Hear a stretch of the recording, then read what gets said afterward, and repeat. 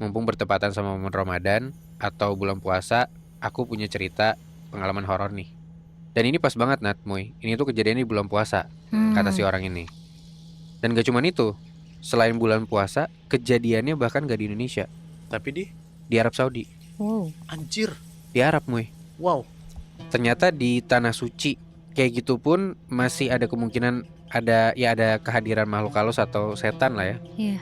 Ini gue mulai bacain pakai bahasa gue ya, Nat Moy. Jadi yang ngirim ini ceritanya namanya sebut aja Sasa. Sasa ini kebetulan kerja di salah satu stasiun TV.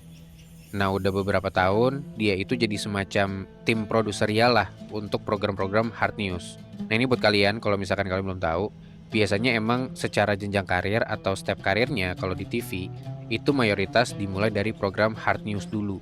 Oke. Nah nanti kalau misalkan dirasa udah mulai mumpuni atau acaranya dapat rating bagus, barulah satu tim ini bisa kayak istilahnya naik level gitu ya. Promosi ya.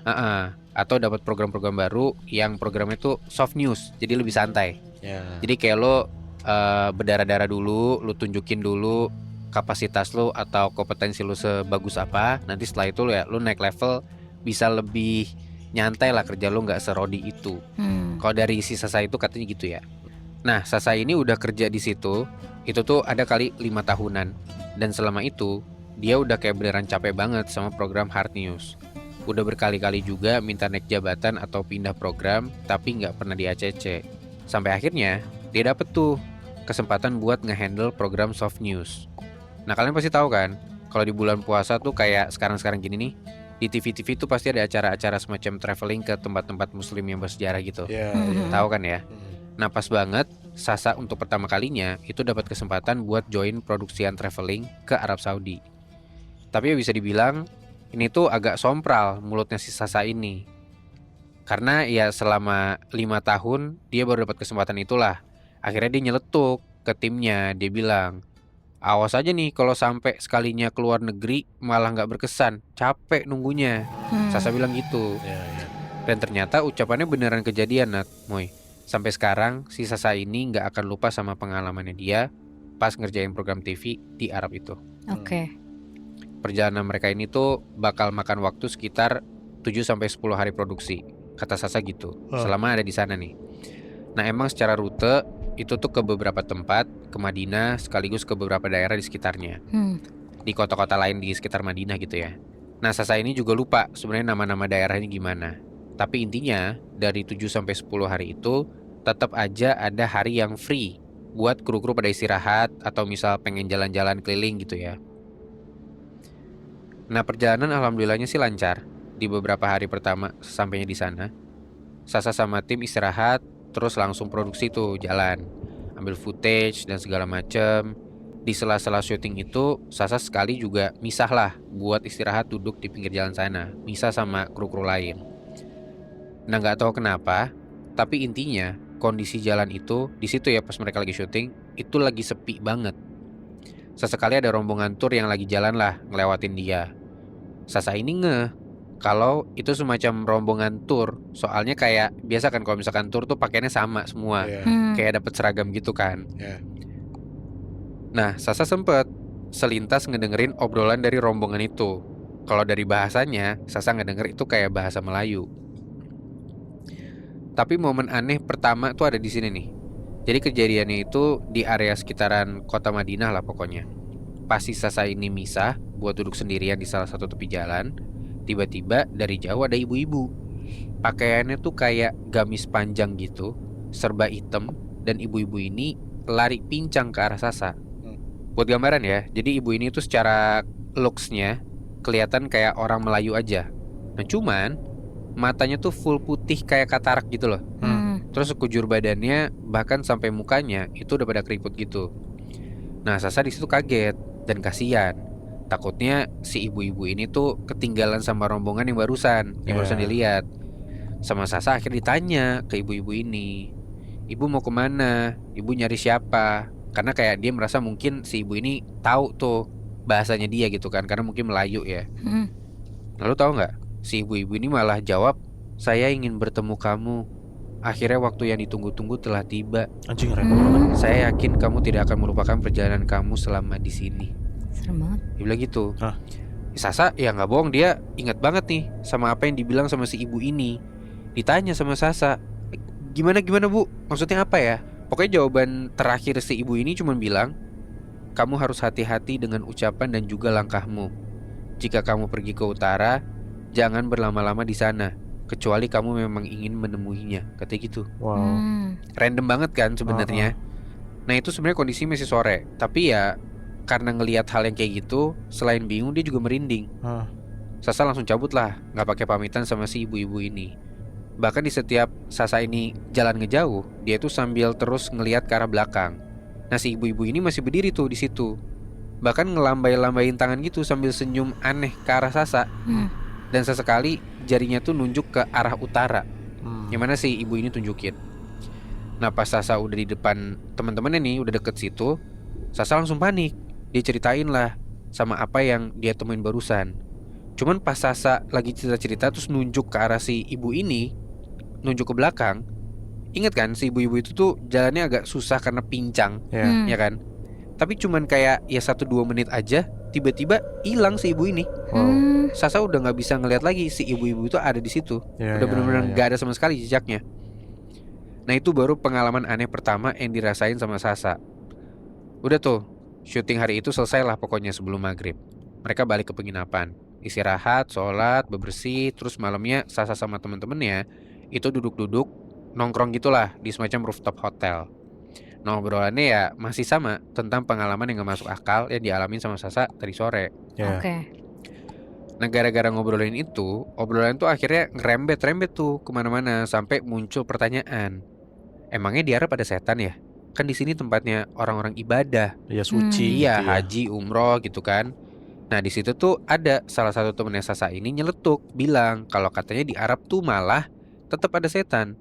Bahkan setannya ini bisa dibilang next level kalau dibanding di Indonesia. Katanya gitu. Nah namanya juga ngobrol santai nongkrong gitu ya. Ya anak-anak di situ pada nyautin statement barusan, tapi ya pada sompral gitu. Salah satunya Sasa bilang, awas aja kalau benar ada setan yang ganggu perjalanan gue pukul. Karena ya dia ngerasa gue udah jalan-jalan jauh, harusnya perjalanan gue berkesan nih. Ekspektasinya gitu, walaupun ya nggak bisa dibenerin juga kan. Apalagi omongannya tuh juga nggak sopan lah dia ngomong kayak gitu kan. Udah tuh, abis dari ngobrol, udah selesai, mereka balik masing-masing ke kamar yang udah dipesenin gitu ya. Dan pas si Sasa ini jalan ke arah kamarnya, dia tuh inget, katanya dari ujung lorong kelihatan kayak ada orang berdiri gitu. Berdiri aja anteng, pakai gamis hitam panjang, terus kulitnya juga hitam legam gitu.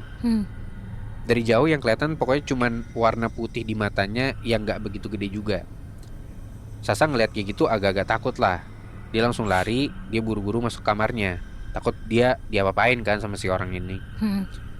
Baru juga beberapa detik Sasa masuk ke kamar dan udah ngunci pintunya. Tiba-tiba tok tok tok tok tok tok. Ada yang ngetok pintu kamarnya dia. Sasa panggil dari dalam, tapi nggak ada yang nyaut. Ketokan pintunya tuh makin lama makin kenceng, Nat, Moy. Kan kalau misalkan di pintu kamar hotel tuh suka ada kayak door viewer gitu kan, kayak ngintip gitu dari lubang pintu ya. Dia ngintip lah keluar. Nah seingat dia, lampu lorong itu tadinya nyala full. Ya kalau misalkan gelap, nggak mungkin dia bisa masuk kamar juga dong. Kalau nggak kelihatan jalannya kan. Tadinya tuh terang, tapi kenapa pas dia ngintip lewat lubang itu tiba-tiba tuh gelap jadi full hitam gitu. Jadi kayak kesannya lorongnya dia tuh benar-benar gelap gulita. Sasa diam aja tuh di situ. Dia nggak bersuara sambil dia terus ngelihat dari lubang itu, dia ngintip. Tiba-tiba warna hitam gelap yang tadi dia lihat di lubang pintu itu kayak kedap-kedip cepet banget gitu loh, Nat, Moy. Dan pas kedap-kedip itu Sasa bisa ngelihat kalau di sekitar warna hitam itu kayak ada warna putih kecil dikit gitu loh ngiterin. Kayak mata gitu. Di situ Sasa langsung inget kayak nggak asing. Yang dia lihat di lubang pintu itu ternyata persis sama mata dari sosok yang ada di ujung lorong lantai hotel dia tadi. Bangsat, diintipin berarti. Diintipin balik. Pintunya tuh beneran malah jadi digedor-gedor gitu dari luar. Gila. Makin kenceng. Sasa mundur tuh karena dia takut banget kan. Gak tahu harus apa. Yang lewat di kepala dia tuh di detik itu cuman yaudah dia sholat sambil baca-baca doa aja buat minta perlindungan gitu. Dan bener aja, Nat, Moy, suara dobrakan yang tadi tuh, yang tetap ada waktu dia wudhu, sholat segala macam, itu lama-lama pelan-pelan hilang dan gak ganggu Sasa lagi. Oke. Lanjutlah ke besokannya. Jadi agenda hari itu emang sesuai rencana, mereka tuh bakal ngambil beberapa footage di kota Madinah dan sekitarnya. Oke. Nah, sengaja berangkat tuh agak pagi biar bisa dapat banyak stok lah intinya. Hmm. Tapi gara-gara kejadian tadi malam, Sasa ngerasa bangun tidur tuh jadi kayak pegel banget. Jadi kayak berat, terus berimbas ke badannya jadi rada-rada lemes. Nah, Sasa sebenarnya udah disuruh buat istirahat aja di hotel, nggak usah ikut. Cuman ya mau gimana? Dia juga kalau misalkan sendirian di hotel, parno. Iya lagi. Ya udahlah, mau nggak mau akhirnya Sasa tetap join ke perjalanan barengan sama kru-krunya. Sampai akhirnya sore hari tuh stop di spot terakhir lah, dimana mereka di situ bakal istirahat sekalian ambil footage. Kalau secara jarak, sebenarnya Sasa sempat lihat pas paginya, dia lihat di maps itu tuh jauh banget. Ada kali sebenarnya ratusan kilo kalau dari pusat kota Madinah atau tempat si Sasa ini nginap.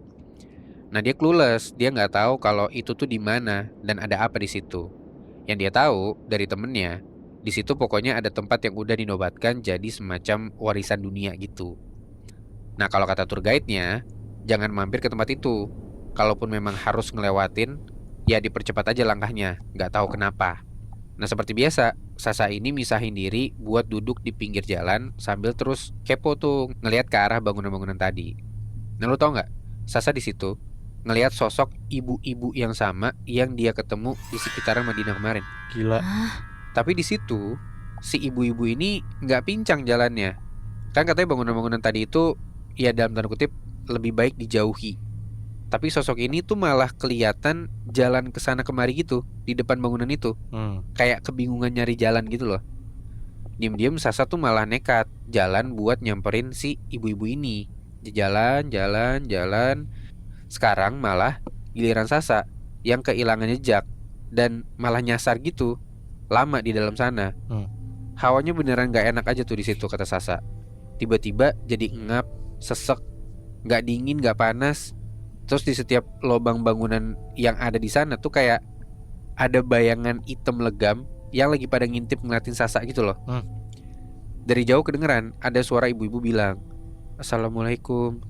Sama Sasa diikutin lah sumber suaranya. Siapa tahu nemu jalan keluar kan. Pas nyampe di pertigaan, Sasa langsung belok kiri. Tahu nggak apa yang Sasa lihat? Apa? Pas banget Sasa belok kiri, itu cepet banget tiba-tiba ada sosok ibu-ibu yang tadi itu udah berdiri pas banget di depan Sasa. Nggak ada satu jengkal pun, posisi wajah mereka tuh ngarep-ngarepan. Dan di belakangnya ibu-ibu ini kayak ada rombongan jemaah perempuan gitu pada nunduk semua. Dan gamisnya hitam panjang. Sosok itu langsung bilang, "Assalamualaikum," tepat di depan wajahnya Sasa. Dan katanya semua rombongan ini tuh yang ada di belakang si ibu ini itu kayak jalan ke arah Sasa, terus nabrakin badannya satu-satu, sampai akhirnya sosok paling belakang yang nabrakin si Sasa itu gede banget Moy. Tingginya ada kali 3 meteran. Serba hitam juga bajunya. Dan matanya hitam, nyisain putih sedikit di sekeliling matanya itu. Ternyata sosok ini adalah sosok yang dia lihat di hotel tadi malam. Wow. Yang dia nginep, yang tempat dia nginep itu. Sosok itu kenceng banget jalan nabrakin diri ke badan Sasa. Udah, itu doang yang dia inget. Karena habis itu katanya dia pingsan di tempat itu.